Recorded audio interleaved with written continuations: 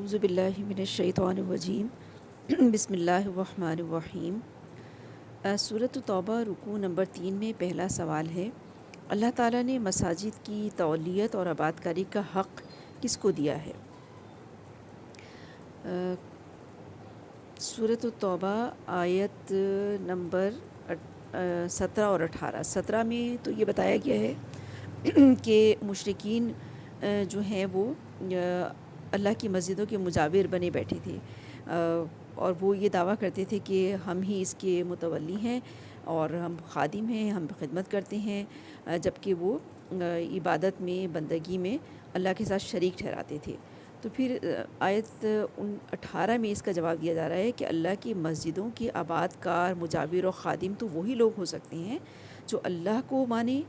اللہ کو ایک مانیں اور روز آخرت پر یقین رکھیں اور نماز قائم کریں، زکوٰۃ دیں اور اللہ کے سوا کسی سے نہ ڈریں،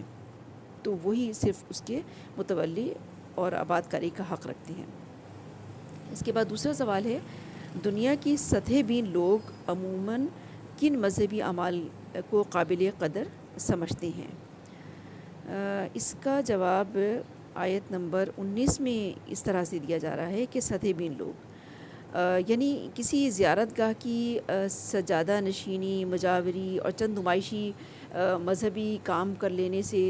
جس پہ دنیا کے سطح بین لوگ جو ہیں وہ عموماً یہ اس کو بہت ہی مقدس سمجھتے ہیں اور اس کو ہی ایک اس پہ ڈیپینڈ کرتے ہیں کہ اللہ کے نزدیک جو ہے وہ یہی قابل قدر چیز ہے۔ اللہ کے نزدیک جو ہے یہ بالکل بھی قابل قدر چیز نہیں ہے۔ اصلی قدر و قیمت جو ہے وہ ایمان ہے اور اللہ کی راہ میں قربانی ہے۔ ان صفات کا جو شخص بھی حامل ہو وہ قیمتی آدمی ہے، ہاں وہ کسی اونچے خاندان سے تعلق نہ بھی رکھتا ہو اور کسی قسم کے امتیازی ترے اس کے لگے ہوئے نہ ہوں، لیکن جو لوگ ان صفات سے خالی ہیں وہ محض اس لیے کہ بزرگ زادے ہیں، سجادہ نشین ان کے خاندان میں مدتوں سے چلی آ رہی ہے اور خاص موقعوں پر کچھ مذہبی مراسم کی نمائش وہ بڑی شان سے کر دیا کرتے ہیں، نہ کسی مرتبے کے مستحق ہو سکتی ہیں اور نہ یہ جائز ہو سکتا ہے کہ ایسی بے حقیقت موروثی حقوق کو تسلیم کر کے مقدس مقامات اور مذہبی ادارے نالائق لوگوں کے ہاتھوں میں رہنے دیے جائیں۔ اس کے بعد تیسرا سوال ہے، اللہ تعالیٰ کی راہ میں جان و مال سے جہاد کرنے والوں کے لیے اللہ کی کیا بشارت ہے؟ اس کا جواب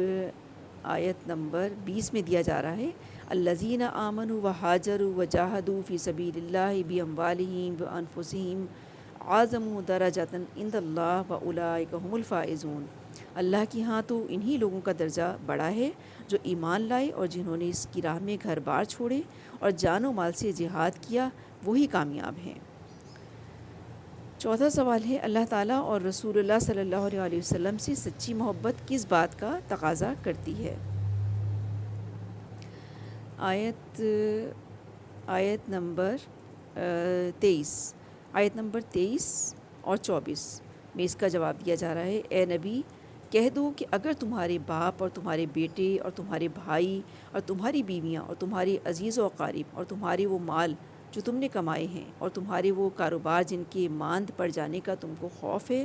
تمہارے وہ گھر جو تم کو پسند ہیں، تم کو اللہ اور اس کے رسول صلی اللہ علیہ وسلم اس کی راہ میں جہاد سے عزیز تر ہیں، تو انتظار کرو یہاں تک کہ اللہ اپنا فیصلہ تمہارے سامنے لے آئے، اور فاسق لوگوں کی رہنمائی اللہ نہیں کرتا۔ یعنی تمہیں ہٹا کر سچی دینداری کی نعمت اور اس کی علمبرداری کا شرف اور رشد و ہدایت کی پیشوائی کا منصب کسی اور گروہ کو عطا کر دے گا وہ۔ تو یہ چوتھے سوال کا جواب ہے۔ سبحانک اللہم و بحمدک نشہد ان لا الہ الا انت نستغفرک و نتوب الیک۔ السلام علیکم ورحمۃ اللہ وبرکاتہ۔